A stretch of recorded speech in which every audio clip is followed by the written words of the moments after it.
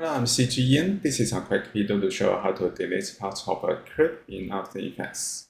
After starting After Effects, we can go to File folder, and I have an MP4 video. I drag and drop into After Effects project, and then I drag and drop into Composition to import the MP4 video into Composition.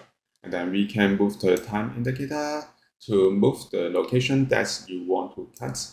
And then make sure that we select the video layer and go to Edit, and we can find Split Layer. Or we can use shortcut Ctrl+Shift+D to split layer. I select the video layer and then press Ctrl+Shift+D to split layer into two. And then we can delete the first part. So we can cut at this location. Or I press Ctrl+Z, we can delete the second part. So we keep the first part of the video. I press Ctrl+Z. Actually, we can move the time indicator and press Alt right bracket to cut directly.